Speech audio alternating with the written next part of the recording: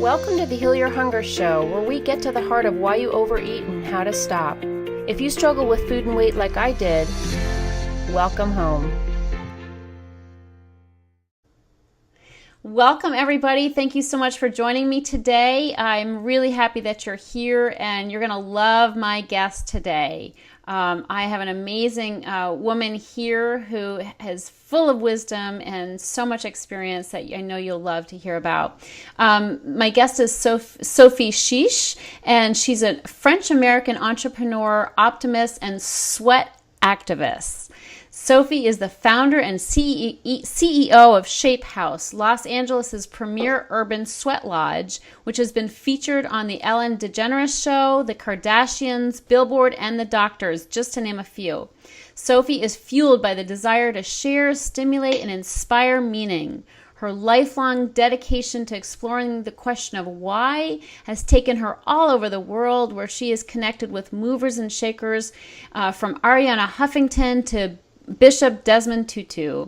Sophie has presented 2 successful TEDx talks and co-authored the well-received book, The Power of Personal Accountability, Achieve What Matters to You. And I am just so happy to have you here. Welcome, Sophie. Thank you so much for having me here, Tricia. It's a pleasure for me. Oh, so lovely to see you again. And I just... I've loved connecting with you in the past, and I'm just really happy to have you here so you can share with everybody. Very interesting story that you have. I know, there's lots of interesting parts of your story, but tell us let's start with your weight journey. How about that? That is not a small question. I know, but that's 20 pounds. Question. Yeah. Very specifically. So yes, I have lost 170 pounds. It started about 10 years ago. I got up on my scale, and to date, when it happened, it was a digital scale, so it was a needle, that kind of went down. Now it's more of a number that appears. But this was more like a needle, and the last number was 320. And when I decided to make a different life choice, it hit the 320, and it probably was 340 or more, because it hit it with quite an energy. It wasn't like a slow, gentle, 320. And so it was really a decision point of like, do I want to be someone that goes beyond the last weight possible on a scale?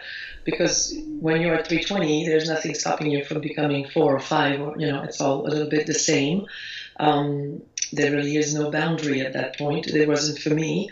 And so there really was a choice point at that time where when I saw that needle, it was kind of like, all right, you have a choice. You're either going to keep doing what you're doing, and you will end up, in a wheelchair or something to move a large mass that really my body was not meant to carry. I don't think the bone structure is meant to carry that much weight. So I was inspired very much by the health element of it and the self-love, element of it. And I started really I was still pretty young, but I was having a lot of knee problems and hip problems, and because your skeleton, or my skeleton anyway, was not really meant to have so much weight on top of my weight. So that was a turning point for sure. That's amazing. Absolutely amazing. So tell me about you related to me before, and it was so profound. So tell me about your moment of clarity in front of the refrigerator. Yeah, and looking back, to be honest, Tricia, there's been a few. When you have so many pounds to lose, there often is a few moments of clarity. Absolutely. So you keep giving yourself a little bit more energy for the next 20 and the next 20. But definitely one of the very first moments that were before and after for me was around 3 o'clock in the morning. I found myself in the refrigerator, as in I opened the door and pulled up a chair, and I was really ready to attack everything that was there. And it went from Nutella to mayonnaise to loads of breads to, there was just a lot of things in there that I was just going to go after. And I sat there with this really so difficult light in my face, and I went to grab some food, and I was really I paused I think that's what it was. I paused and I saw myself about to gulp all this food down, and I said to myself, I think it was also the beginning of starting to talk to myself differently. It was more of a friendship talk. It wasn't a judgment, a difficult, attack on myself. It was more like, okay, so you want this food, and you can have this food. I'm just going to want you to sit there and feel your feelings for 5 minutes. After those 5 minutes, you can gulp down the entire refrigerator. It's all game. But for 5 minutes, we're going to feel what this is feeling like. And I really remember I didn't close the fridge. I stayed in the fridge. Literally, it's a visual. It was a big fridge, too, so the door was really, like I was in the fridge. And I sat there and I felt feelings that I don't remember first feeling before, but I also don't remember feeling them after. I think it was a package of built up, non-expressed, that was bigger than I ever really experienced before. And it was very difficult. There was a lot of loneliness. There was a lot of despair. There was a lot of hopelessness. There was a lot of a sense that I was never going to be able to do this, heal myself, heal my pain. And that food was always going to be answers. And it's also that food had been an answer to a lot of other pains. And so that flash, actually, it didn't last 5 minutes. It ended up lasting more like 10, because once I was in it and I allowed myself to feel it, there was more and more, I don't know about comfort, but there was more and more like, oh, I can actually do this. Like it's not as, there's actually a movie that I love, Mulan was a cartoon. And there was this moment where Mushu, who's this little guy, he's really a cricket or some really mini guy, but he uses these lights and these fires around him to look really, really big. And so there's a shadow of him on the wall, and he looks like this big, big dragon, that's like spitting out this big fire. And one day Mulan looks over this little rock where Mushu is hiding with his fire tricks, and he's this big. And there's this really sweet moment where she goes from being terrified by this really big thing that turned out to be this big. And I felt it was a good metaphor for me of what those feelings were. These feelings had made themselves look very big, and using tricks like fire and fear, and but when I was able to just like look over the wall, it was this big. And it was a fabulous lesson for me, because I had let my feelings and the fear of feeling my feelings replace my ability to not eat. Eating was, if I eat this food right now, I'm not going to have to feel that lonely feeling. It's a lie. It's a lie, because eventually not only do I feel more of it, but I also don't fit in my pants. So right. It's not a good strategy at all. No. There was a story a while ago where my daughter, she was maybe 10, and we went skiing together, and she hadn't skied in a couple of seasons, and so she kind of forgot how to stop. And she knew how to slide, and she was going down, and I could see that there was a little panic that she wasn't going to get down there and stop. So I skied really fast, and I, very heroic. I was like going to put my body between her and the wall where she gets down there, but I didn't do it fast enough, and she did. She fell, and she couldn't stop herself, and she hurt herself in a pretty bad way. And so we went back to my parents' house, that was sitting near the slopes, and the second we walked in and she was crying, my mother started pushing food down her throat, like quite literally. She came over and she was like, do you want a crepe? Do you want Nutella? Do you want an ice cream? And my daughter was like, no. I mean, why? Because in her world, there was no connection between I'm sad, I'm scared, Nutella. Those things were not related. Right. And so it was a sweet moment, sweet and sad moment for me to realize that, a lot of food was pushed down my throat. Well, I guess I let the food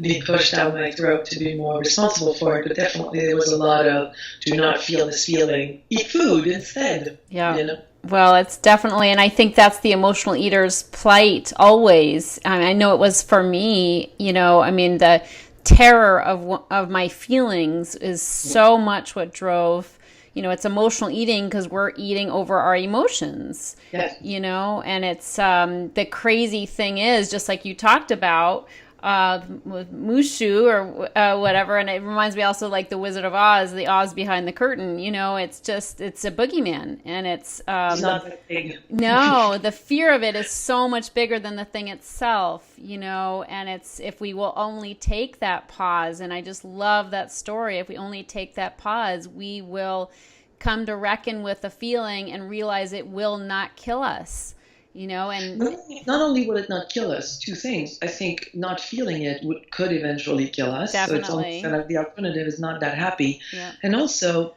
the feeling was hard because it was the first time, and there was this big suitcase that I was carrying around with me, because now that I actually learned this quality of feeling my feelings, when you feel them one at a time, they're really not that big. No. They were big because and they were winning the battle because I had let them pile up so much that every time I would open the little door of the closet just a tiny bit, it would be like, whoa, like this giant feelings coming at me. When now, as I keep feeling my feelings little by little, it doesn't get that big. It's like, oh, I'm sad. All right, yeah, that's pretty sad. Yeah. All right, moving on. And it's like there's no grip on me. It's lost its grip on me. That's so beautiful. So well put. I just love that.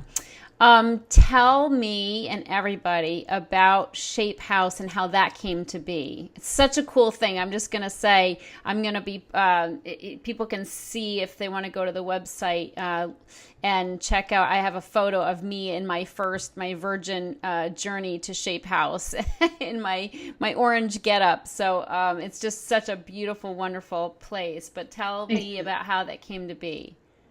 I think it was there's a cute way that I look at it, which is I've always had pieces of my career that make no sense. I became a writer and I was a journalist and I led an ad agency, and then I was kind of a team builder coach type thing, and I became a therapist. I mean, there was just all these pieces, and then I designed houses, and then I learned a lot about my own body through my own journey, and I did a lot of pieces around that. And when I started Shape House, there was this sense of aha. That is why I did this piece, that piece, and whatever at the time was feeling like, Carrie, be a shepherd for this company. So Shape House is an urban sweat lodge. It takes from the traditional sweat lodges that American Indians do as a way it's a spiritual act, really. That's what moved me when I did it. There was a very strong sense that it was connected to something bigger than me, and it wasn't about the sweating. It was about removing the noise, removing the stuff that's in the way. And when you do it in a sweat lodge, it has the quality of more of a, maybe it quiets your ego, and it quiets your fears, and it quiets your noise. Mm-hmm. And the way we do it here is a little bit different because a lot of people are not going to go do that. I know a lot of people that would not spend 7 hours not really being able to breathe and feeling like you could die any second, and, just having this very, very difficult experience, which, when I did mine was very moving because we were doing it on behalf of this little boy that was very sick, and, that's what the lodge was about. And so when we were doing it, there was this sense of I can do this. It's like it could really help this boy. But when people come here, we lay them down in these beds that are made of these ceramic plates that are the smartest way I found to help people sweat. And the idea behind it was when you sweat, which is a very natural, very simple system that your body has, you don't drink water all day and never go pee. That would not be good for you. There's something very simple about it. I put things in my body and I give them a chance to get out. And when it comes to sweating, there are things that our bodies cannot release unless it's through sweating. So some people come and sweat here, and they will smell a smell that they remember from their childhood, or some medicine that they experienced when they were kids is allowed to come out. So it has a very healing quality for the obvious reasons. When you take the trash out of the house looks, feels, smells better, But also from a perspective that there are things that happen when we age that our bodies can no longer do what our bodies could do when we were in our 20s.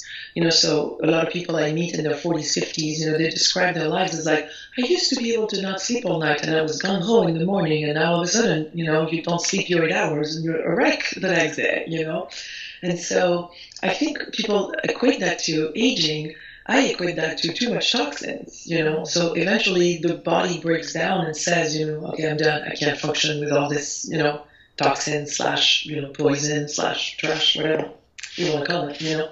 But in essence, there's this quality that the body reaches for itself where it can heal itself. I think we get in the way of a lot of our own systems that are very smart. Like as we're talking right now, Tricia, your body right now, you're thinking, you're looking, you're digesting, all your systems are working, your lungs are breathing, your blood is running. It's like a lot is going on without you needing to think about it or do anything about it. So when it starts to not work that well, there's a good chance we're the ones that got in the way because the system works really well. Right. So, and honestly, when you cut your finger, instantly your body wants to heal. Like instantly your cells start to like reconnect with the other side. That's the body wants to heal.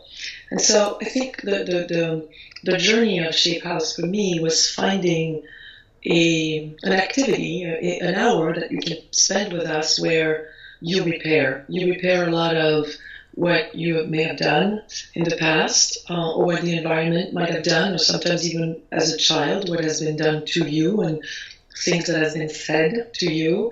Because to me, it has all these levels. Yes, you release your toxins, so you lose weight and your skin looks beautiful and you look younger and you do all these things that are really good for your body.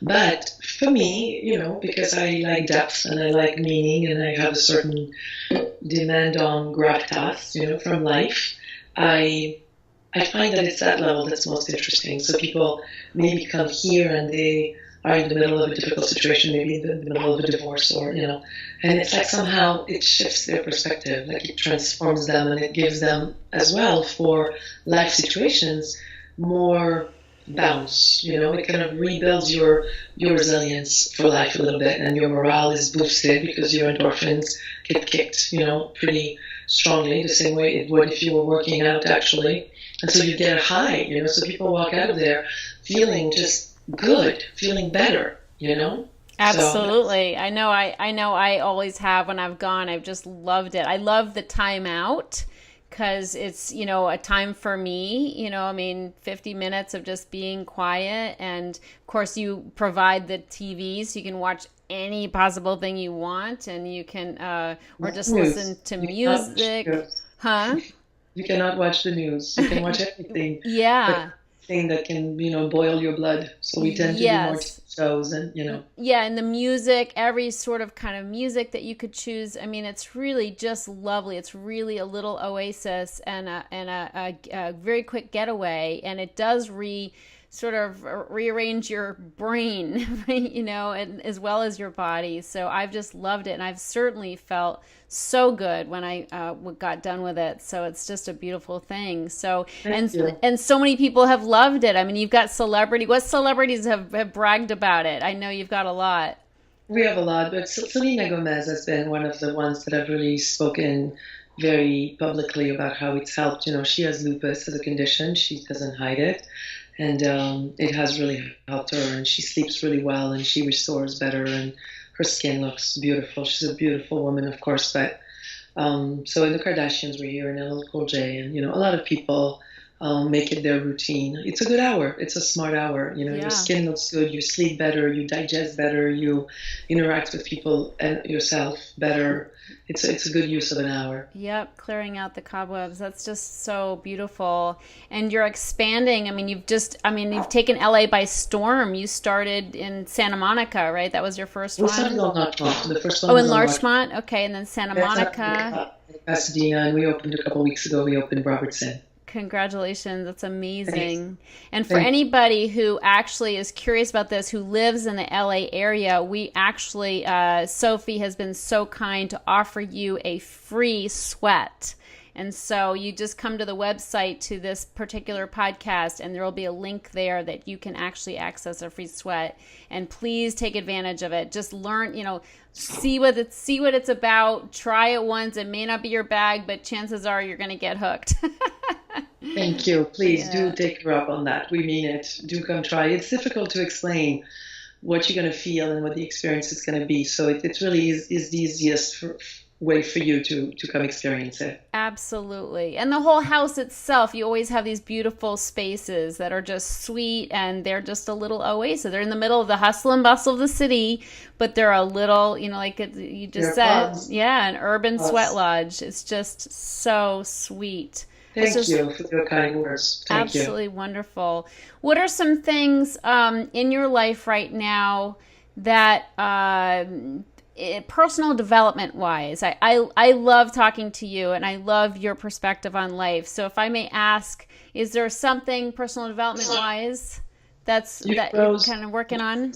I couldn't hear what you said. You were freezing. I'm sorry. I'm just asking about what's on your mind right now, personal development wise, because you're so good at you're an amazing entrepreneur. You've got all these people investing in your sweat lodges. You've got a lot of things going on, and I know that about you. And yet, and I'm just going to tell everybody, the beautiful thing about Sophie, as you can probably tell, is she's so integrated with who she is, and there's no separation between Sophie, the businesswoman, entrepreneur, and Sophie, the beautiful, sentient human being who is experiencing life to the fullest. So I bless. What a kind acknowledgement. Thank you. I am always, I'm always looking at the next bone, and I would say that right now, one of the main one for me has been to see myself.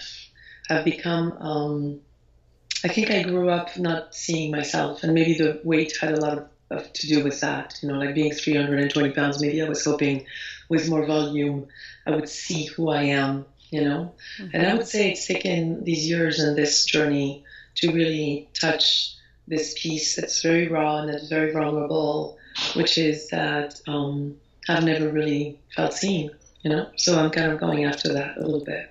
That's beautiful. What are some personal things that you do, self-care practices besides sweating, that helps you on your your self-exploration journey? I was going to say I sweat really regularly. I work with a crystal lately. I was never really into crystals, but a friend of mine gifted me one that is a very healing piece of rock that he found for me, and I wear it on my chest for about 20 minutes every day. So I work with that, and my practice lately has been to move in a really loving way at all times. I'm kind of exploring the not meditating, sitting for that 20 minutes or 30 minutes, but rather view this moment, like the moment you and I are sharing right now, as a meditation, and to do my life that way. Beautiful. Well, I know it's ever changing and evolving, and you constantly, you're going with it. You're not resisting it. You're going with it. You've signed on all the way, and wherever it goes, you're there. So that's just so beautiful. Before we wrap up the call and interview, Sophie, I always ask my guests and you can take a few moments to think about this, but what is your deepest hunger? Love. There's no need to think about it. Beautiful. Love, without any question. Self-love and the feeling of being loved and loving others is definitely the heart of my engine. Beautiful. I love it. I absolutely love it, and I adore you. And you are Thanks so much for having me on the show. Yeah, it's so sweet, and I'm looking forward to my next sweat. So, and I hope everybody else who can do it, please check out the Shape House. You'll be so glad you did. So, thank you, Tricia. I will see you soon. Absolutely. Thank you. Bye.